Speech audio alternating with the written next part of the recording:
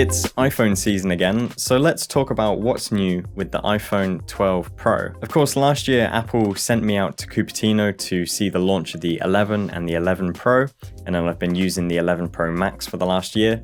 This year that's not happening, but they have sent me the 12 Pro, and I'm hoping that I might be able to get a chance to see the 12 Pro Max later next month when that comes out. But for the moment, let's talk about the iPhone 12 Pro, because I've had my hands on it for a little while and I want to get some thoughts across to you. So the timing of this feels slightly odd because this year all of the products are being staggered in their release.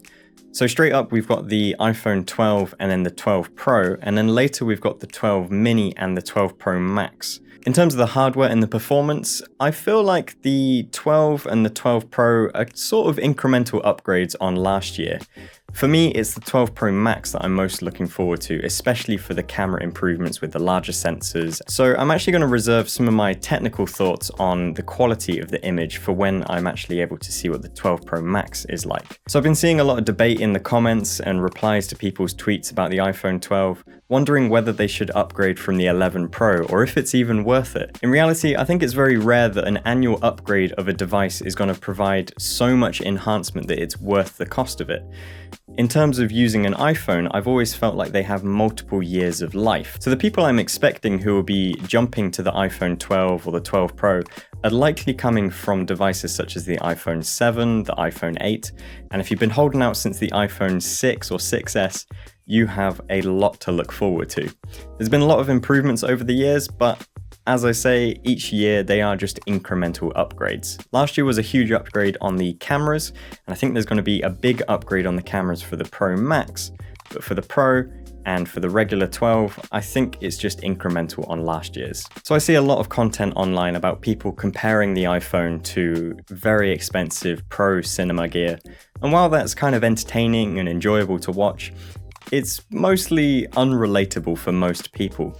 I feel like we always use our smartphones just in the general day-to-day lifestyle of things. We're taking pictures out at dinner, sharing photos of beers that we're having at bars, posting to group chats. It's those types of use cases that are far more in tune with what most people are using their smartphones for. It's been proved time and time again that iPhones can be used in professional environments.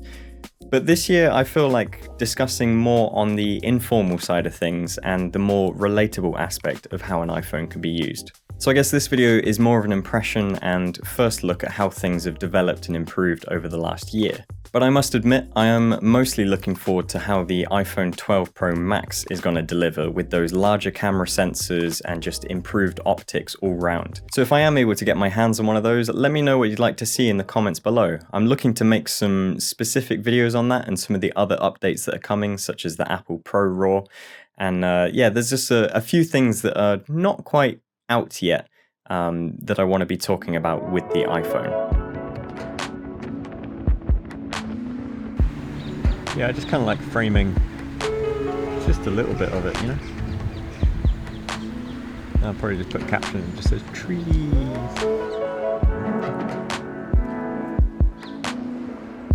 It needs like fake cobwebs and pumpkins.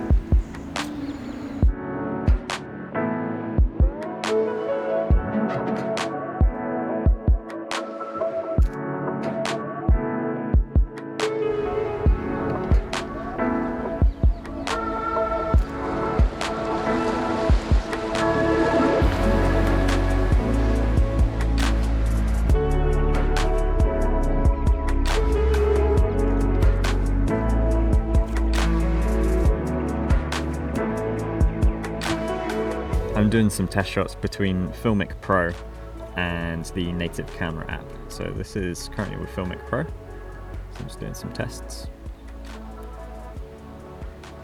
So I just save little clips like that for stories and then wide ones as well, just for elsewhere.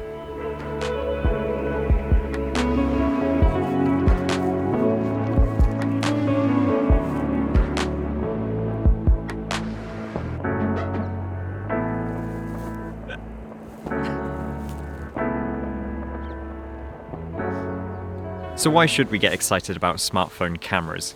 Yes, we have access to bigger and more capable cameras with complete full manual control, No, I'm not saying I'm going to be replacing those bigger cameras with this. It's all about how they complement each other side by side. What these improvements continue to do year on year is reduce those imperfections and easy fixes we so often correct on our bigger cameras. It allows us to take photos and videos with these phones and no longer have those feelings of, man, I wish I took that on my bigger camera. We're able to be satisfied with the content that we get because as creative people who have those bigger cameras, we have attention to those little details that go wrong. It's corrections in the blown out highlights, the autofocus, those sorts of imperfections that are now fixed out of the box from this in your pocket. There are people who will happily vlog entirely on an iPhone. I include clips on my iPhone all the time in the videos. You guys maybe don't even notice. I include photos, I use it for stories all the time. It's those independent, informal events where these really do shine their best light.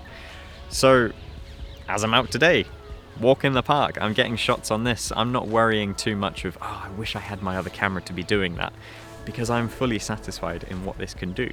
So that is why I continue to get excited about smartphones, because year on year, they just prove to us that they are more than capable.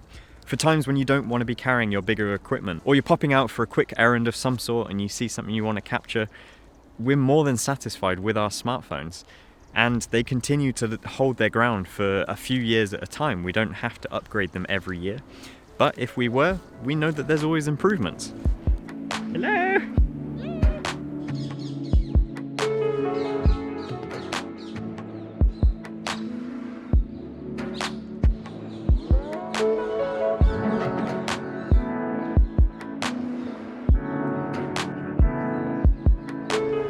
So what is new this year with the 12 Pro? So obviously the design has been updated, and I must say this is the most premium of iPhones they've ever released. It's reminiscent of the iPhone 4, which was probably my favorite design previously. Looking back at my old iPhone 4 and when I hold it side by side, you realize just how small they used to be. And of course this is now very comfortable in the hand. But that solid band, it feels so solid. They've sent out the silver version. Personally, I wouldn't have chosen the silver version. It's a little bit blinding with this chrome finish. I think I'm more interested in the Pacific blue. That looks really, really great. It has the full OLED display that we've had on the 11 Pro, slightly larger, slightly higher pixel density. Overall, just everything's just bigger, brighter, and better. When it comes to the cameras, we've now got LiDAR on the back. This should give an improvement over the autofocus performance. If I'm honest, I haven't noticed too much of an improvement, not because it's not great, but because it was already really good before. So I think I'll potentially notice more if I'm shooting at night, which brings me on to the next thing. This has an improved night mode on wide and the ultra wide. I wasn't that impressed with the ultra wide last year, and this is an improvement, but again, I'm not really an ultra wide shooter, so probably not going to be using that too much. And the night mode portraits are now available on the front cameras as well as on the back. But for me, the big feature this year is the upgrade from the 8-bit to the 10-bit Dolby Vision HDR. This is definitely the year for 10-bit video. It seems that this year all cameras that have been released are 10-bit capable. The major benefit for 10-bit is the much greater number of colors that are captured by the camera's sensor. It gives greater flexibility when it comes to grading and just pixel manipulation because there aren't as many artifacts that come with 8-bit. So if you're going to be shooting in log, 10-bit is really the minimum you should be going for. Previously, when I used the Filmic Pro, I would shoot in a flatter profile, but I would never go as far as log, just because log in 8-bit just falls apart far too quick. So I'm looking forward to 10-bit, especially on the Pro Max when that comes out.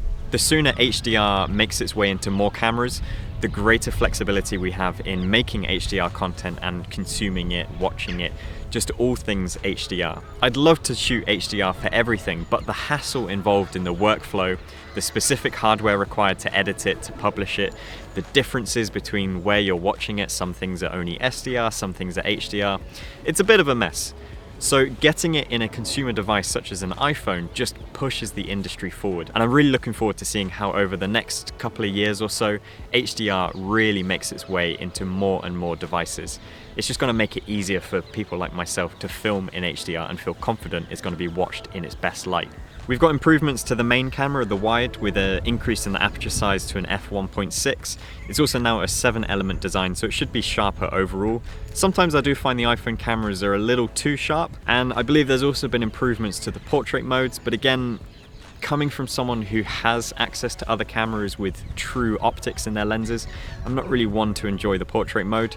Yes, it's phenomenal what it does, and it's great that they continue to develop it, but there are still times where it's just imperfect, and I'm always drawn to those imperfections, so I just choose not to use the portrait mode. Happy for them to keep going with it, but it's just never going to beat physical optics. And coming soon, there's going to be the 12 Pro Max, which of course I've mentioned throughout this video, with that larger sensor, the improvements to everything. But there's also the software improvements coming with Apple Pro RAW. Apple are finally creating a native RAW photo mode. It's going to be interesting to see how it works, and I think it's going to be the best of the current mode with the HEIF format, the HEIF, mixed with the RAW capabilities, so you can do things like change the white balance, have direct access to the shadows, highlights, and other things. So I'm really looking forward to when that software update comes out, and that should be across the board. I'm hoping it's going to be timed with the Pro Max release. So if you want me to look at that, then drop a comment down below and I'll see what I can do, because I think that's going to be a huge feature to talk about with photography. And of course, there is the complete MagSafe accessory lineup that has been designed for these phones. I'm intrigued to see how third parties are going to utilize it, so if that's phone rigs for camera setups or photography tripods that you can just magnetize to. I think that's going to be an exciting lineup to look forward to. So my final thoughts on the iPhone 12 Pro. It's a fantastic camera, but we've kind of come to know and expect that, really, of every new iPhone. If you're upgrading from a device that's a few years old, you're really going to love all the updates that have come over the last few years and the minor increments that have been added for this year. But I think if you're looking for that extra special sauce, that's going to be in the Pro Max, which we'll have to wait and see how that delivers. I'm hoping I can get my hands on it. I'm not sure if I'm going to be able to swap this phone out for that, but hopefully I can. So I'm hoping that I can make another sights and sounds video, this time of course in London. Last year I made it in Japan, of loads of just fairly standard shots all strung together, but it was kind of weirdly captivating and a great way to see how the camera's performed. So hopefully that happens. Make sure you do subscribe to the channel if you want to see that and any other future stuff, and I'm looking forward to diving into the Pro RAW. But otherwise, that's been it. Thanks for watching, everyone, and I'll catch you in the next video real soon. Thanks for watching. See you later. Bye bye.